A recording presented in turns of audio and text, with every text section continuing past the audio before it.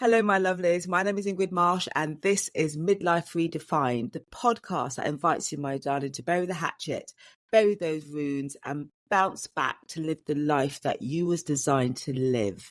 I kind of decided this first episode needs to be me telling you a little bit about me, why I am who I am, how I think, how I'm that little bit different to everyone else, how I learned to embrace that difference and how you can embrace your difference too and use that as a way to empower you. But I faced a lot of challenges being this way. And to be honest with you, I only recently realised I was really different. Which to some people watching this would be like, hello, Ingrid, you didn't realise. And I didn't. In fact, it was a film that helped me, a film called 1 in 4. We're going to tell you all about that. So like I said, the first episode is to tell you a bit about me, a bit about Ingrid, because then you'll understand my viewpoints in a lot of the other episodes that are going to come. You're going to think like, okay, why does she see it like that? Now, that's not like how most people see it. But, you know, like I was speaking to this girl the other day, I met recently, and she said, you know what, Ingrid, maybe I could do with a friend like you. I could do with listening to someone like you who just has a different viewpoint on things, who has a different way of seeing things. Maybe I can learn something new. So I will warn you, my lovely, all right, this is not for the faint-hearted. If you're traditionalist or conservative or, you know, down that road, 2.2 children, the dog, everything's got to be straight and normal, this is not the podcast for you, all right? I'm a bit of an offshoot. So that's like the grass is growing all lovely. And then there's this offshoot. Hey, someone got over there. And that's me. Oh, lovely. If you're ready for a new vibration, a good vibration, then stay listening. Are you ready? Let's play.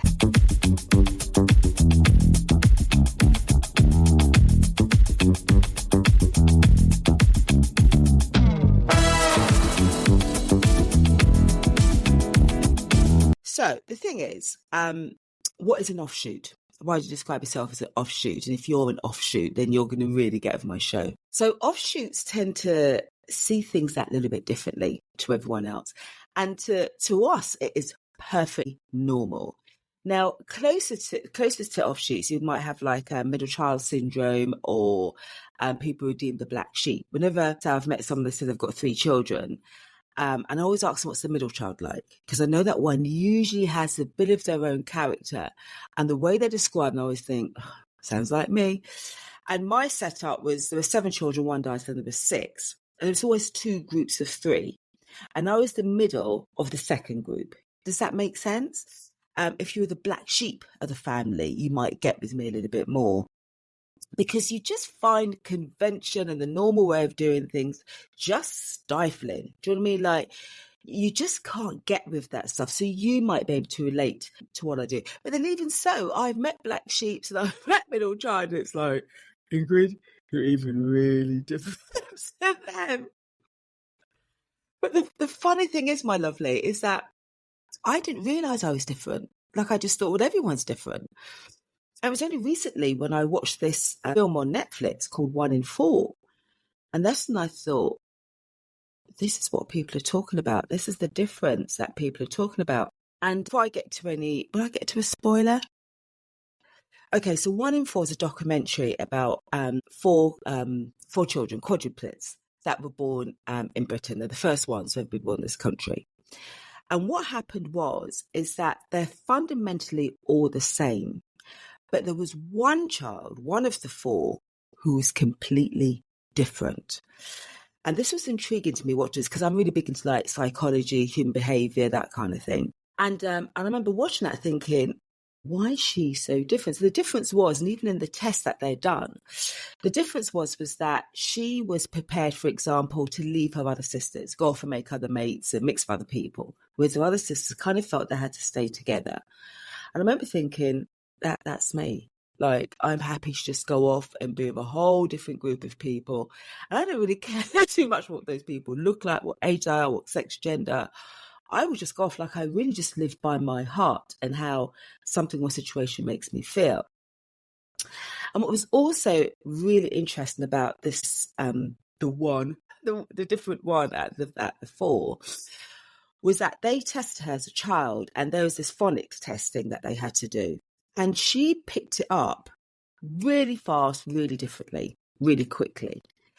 And what they noticed with her compared to the other three is that she was prepared to break the rules, or sort of step out of the invisible boundaries, invisible wall. And she was prepared to sort of get up and start touching the puppet and stroking the puppet and that kind of thing. And I remember thinking, that's me. I like just going through life, I realised that I am happy to do things and feel brave about doing that. I don't see it as brave. I don't see it as anything more so than other people are prepared to do. Like, I just don't see those boundaries and I don't have those fears. And with her being able to pick up the phonics, like really easily, like quite naturally, quite a young age, that reminded me much about my acting.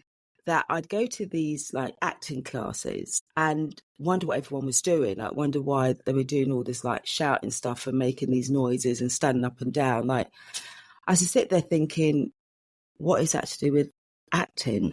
Like, I didn't understand it. And with myself, like when I do acting, like I'm not really acting at all. It's just me in that situation. Like, it just comes like really naturally, really normally. And people have said that when they watch my show reel, it has a different vibe to everyone else's. I've had agents say that, like it's just different, has a different vibe.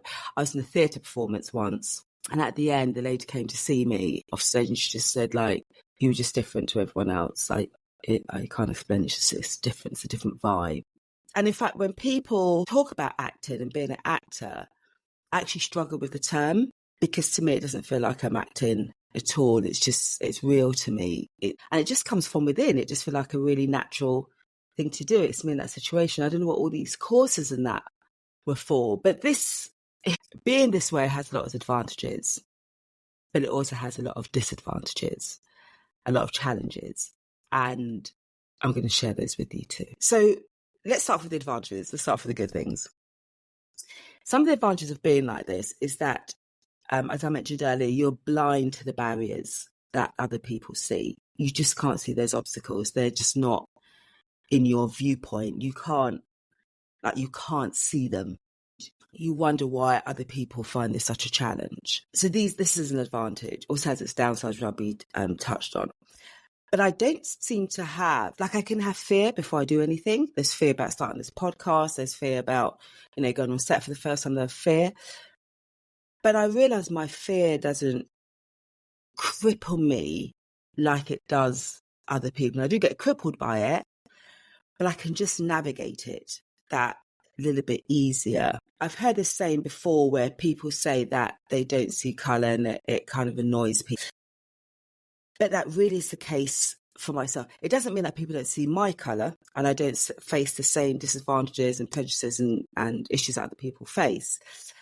But in terms of like colour, race, age, disability, religion, all the rest of it, like, I just have this ability to see beyond that, almost to see the essence of the person.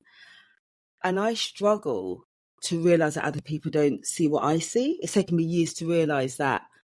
Why can't they see what I see? And I find it fascinating how people allow these rules to almost define them and to confine them. And they'll say, well, because of my race, because of my age, because of my colour, like I can't do certain things. And for someone like myself, for offshoots, that just feels really weird. That feels weird to us. Like, we don't understand that. We don't know how these things can stop you from doing anything. And it's funny because I actually wanted to start off my first episode with the first chapter of my autobiography. It's kind of a semi-autobiography. But the first chapter, I share my childhood. Before I was doing acting, before I've been out like this, like so in the public like this.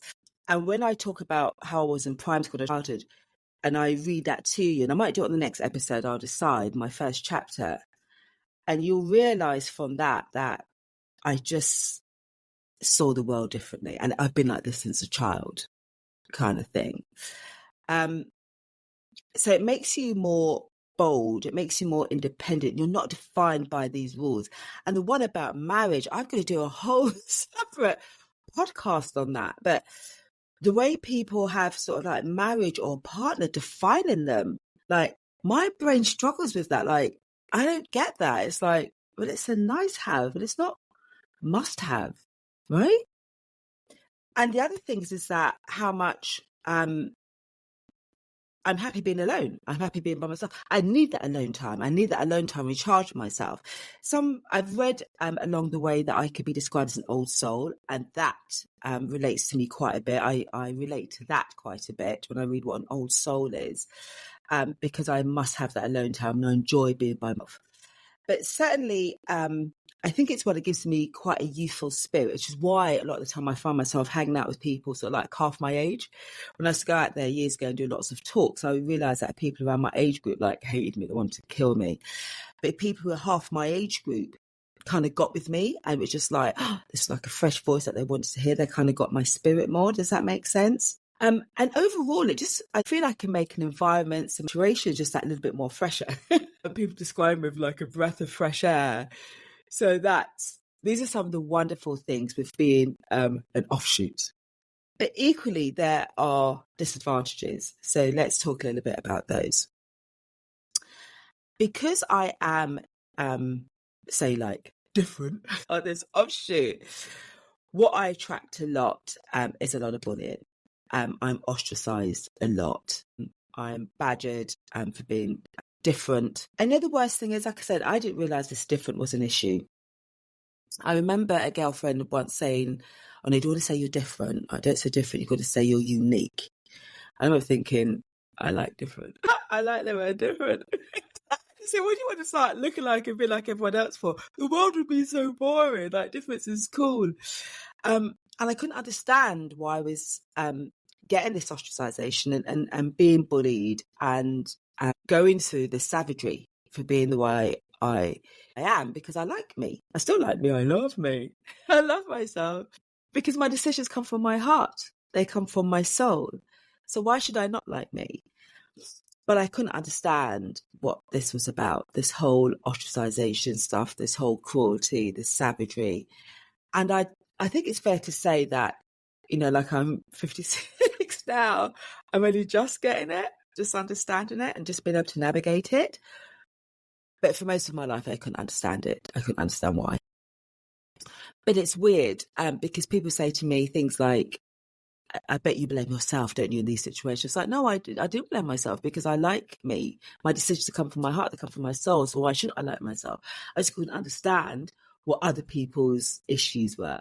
So that was a challenge for many, many years. The other reason I would miss the abuse is because I couldn't understand how or why people dedicate their precious time into being so unkind. And a lot of people who were doing these things, people who knew of certain problems that they had. And I just think, well, why don't take that time of your day and work on that and heal from that? And I was confused. Like I said, I didn't realize that people will take their time. Like if there's 24 hours a day and 8 hours spent, 12 hours spent sleeping or 10 hours spent sleeping, 8 hours working, and the rest is for you, what have you, you would use your time to try and tear me down. I found that fascinating. And especially because you have to remember that I'm different. I see the world differently to everybody else. And the things that people used to tear me down, they were not things that bothered me anyway. They were not things that I aspired to or wanted to be like or defined me. But for me, it was like, do people really dedicate their time to doing that? But why? What would you get from that? You'd never be able to control me or, truly break myself. I can get at by it. I can wobble. But to completely break me down, well, no, that's not going to happen. So I'd miss the abuse a lot of the time. The sad thing is a lot of this abuse can come from loved ones, from people you love dearly. It can come from flesh and blood. It could be from, lovers, people you love dearly. It can come from your children, your auntie, your uncle, your cousins, people you love dearly, your longtime friends. The abuse can come from anywhere. And that's what makes it challenging because you love these people dearly and you cannot understand why this was happening from people who you love and you've had no issues with. So that's challenging. And in a world that kind of slots people into boxes, people have these boxes, don't they? I realise there's these boxes. It's like you don't belong to any of them as an offshoot. So I've always said, like, I belong to all of them, but I don't. So I can find something beautiful about each of these boxes, these different worlds, something awesome. So I'm a part of all of them, but I'm not. So you're in your own world. And I think when you go down, you're going down by yourself, right? And then what I realised is that as time went on, is that, how many true friends do people have anyway? Like, stay in their boxes, they'd fit in and they won't suffer the savagery that I go through. So I can understand why people do it. I actually can understand why people don't step out and they stay confined, because the savagery is so brutal. But I think, like, even in that box that you're staying in, it's still savage as well, isn't it? It's not as though you're leaving your unique world or your individual world and in this world where you're fitting in, everyone's happy. It's just like they're all fighting in there too and being unkind to each other too. Because I used to think, maybe they're all happy in that box, and they weren't. Like, they're, tearing each other apart in there as well. So it was like, ostracize me, because in that group, you're still alone anyway. Like, how many true friends do people have? Is it more than 2 or 3? I don't think so. So a part of me was like, well, it doesn't make sense. You, like, chopping off parts of your being, chopping off who you are, because you're still not happy anyway. So what to do if you yourself are an offshoot, a middle child, a black sheep, or you really want to start living life as your individual selves? First of all, I've got to the stage now where I now know how to navigate the abusers. And this was a very challenging period I had to go through for a long time, to be able to really separate myself and see it for what it is. That took some time. So I'm at that stage now, which is a beautiful time to be starting this podcast, because I can teach you that. I can teach that through some of my workshops and courses, of how you separate and you're just not impacted by them. So you can carry on living life as your truly beautiful, authentic self. But first of all, remember that you are dealing with broken people. You are dealing with people who are in pain. It's people suffering from low self-esteem in some way. And it's your spirit, your energy, your light, that they can see in themselves. And that's the thing, is that I can always see the beauty in other people. I can see the awesomeness in other people, which is another reason why I didn't understand this. But they can see in you what's in them, but they know they've hidden it, they've buried it. And that can feel a bit challenging for them. So it's to remember, when you're dealing with this people, this level of savagery, it's nothing to do with you. A lot of people I find in this world have become desensitized to their feelings and their heart, which is a shame, because I'm so guided by my heart. My heart is what tells me what to do next. My heart is what guides me in this world, tells me my next step. And whenever I've done anything that comes from my heart, it has always been magnificent. It is always manifest into something of magnitude. So I live by my heart. I can see why people desensitize their heart, because of the brutality that comes. So people become desensitized, and it's as though they don't know how to feel anymore. So they're doing these things, and it's heartless, which for me, it was a struggle. It was a struggle for me to think, people can be this heartless. I used to have to watch films to try and understand, like, how they could be so heartless. Slavery films I can't watch anymore. I watched Roots, which is 10,000 years ago. I've not been able to watch anymore because of the trauma. I used to watch the Jewish films and the Holocaust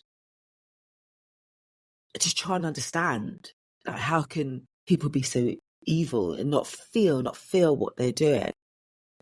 But yeah, people become desensitized. So it is nothing to do with you. I think that's always been my gift. Someone said to me, actually, the lucky thing for you, Ingrid, you never blamed yourself. And I was like, no, I'm not blaming myself. I always look after my mental health loads. So because I'm an old soul, because of my very nature, I do love being in nature loads. And that is one of the ways that you heal. I now look after my body loads. I realise that's my temple. I've got to keep it strong. I've got to keep my body strong if I'm going to be able to navigate this world and remain true to myself. And your mind and your body supports your spirit. So, like I said, it's a whole separate podcast, and I will talk about that. There's a film called Edward Says the Happiest. I became Ingrid Says the Happy, and really became much quicker at cutting these desensitized humans out of my life.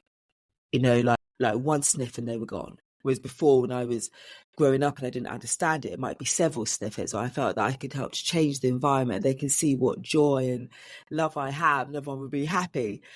And then I realised that that's not the case, and people are on their own journey. So I became scissor happy and was just like cut people out my life very, very quickly. Very quickly. And learn stillness, learn to, I realized that part of the gift that I have was that my mind was more present than most people in many situations. My mind doesn't run here, there and everywhere. And like I'd listen to some people in certain situations and the thoughts that are going through their heads, I'm like, it's for real. This is a madness. And I realized that, thank God I am more present than that. And my mind doesn't run around like that. But I had to learn even more presence and to be still when this madness was around me. And to know that it's when you're still, it's through that stillness, that's when you get your soul whispers. That's when you get the answers as to what to do next. And one of the reasons I think I'm different is because I remember once going into therapy and the therapist asking me, where do I think the trauma started from? And it just spilled out of my mouth. And I said, in the womb. Like, where did that come from? In the womb. And it was only when I reflected back on that, I think to myself, the time my father left my mother. My father left my mother when she was pregnant with me. And I imagined the trauma that must have caused her. And like 1 in 4, in the film 1 in 4, she talks about how that child was handled differently. She was the one who was born prematurely rather, and they had to get her out of the womb because she wasn't developing as fast as the others. And she said because she was developing slower than the others, she was treated differently. Not in a negative sense, but because the others were walking and she wasn't. So she needed different care, different attention, different handling. And she always wondered how this would work out later on in life. Now, who's to say that through that trauma, through that difficult time, that I too was handled differently? And there's some great research around this, which I'll do in another podcast, that talks about how you handle, let's say the mice, for example. They did this test with mice, what have you, and how they handled the mice determined their outcome. Do you know what I mean? In a race or that kind of thing. Do you know what I mean, my lovely? And there's certain things in my childhood, which I'll touch on another podcast, where I know I was handled and treated differently from the entire family. And there was another bit of nature that I saw once. It was that, that person who's treated differently, that person who is different, although they might go through challenging times, they end up stronger than the others. And this was in the animal world as well. So a lot of these things do go back to childhood, and how you were handled, how things were different for you then, and how I then, like I said, saw the world differently as a result. And if these situations, I always say in these situations, if it doesn't break you, it will make you stronger. These sayings are absolutely true. If they don't break you, they will make you stronger. And I think this is exactly what has happened to me. But just going back to that whole bullying malarkey, the ostracization, that kind of thing. Once again, it was through film. There's a wonderful film at the moment called Breathe. And in that film, the gentleman just refused to be defined, the gentleman and his wife helped care for him, to be defined by the fact that he was disabled in a wheelchair. It was when he was in the wheelchair that found another way for him to get about. They found another way for him to be mobile and to live a full life. And when he went out there into the world to say, look, there's another way. He went to Germany to this big conference for people with disability, and they didn't like it. They wanted him gone. Like, no, go away. This is all the while the disabled people they had there were locked up in these little cubicles. But he was out and about in this magnificent chair with this love and support around him. And they didn't want to see that. It's like, no, you get shut down. So when you have that difference, you think, I thought, I can go out there and enlighten the world. Look, there's another way to see things. There's another view. I don't want to see it. And the same in the acting world. It's another podcast for another day. I get at this level, because I call myself the beginner level, I get shut down a lot. They don't want to see that. I don't want to feel someone with a different vibe that is, has a different energy, different vibe to it. They want to shut that down. So it's another set of challenges that I face. There's a really wonderful guy that's worth looking up. They call him the blind man who can see.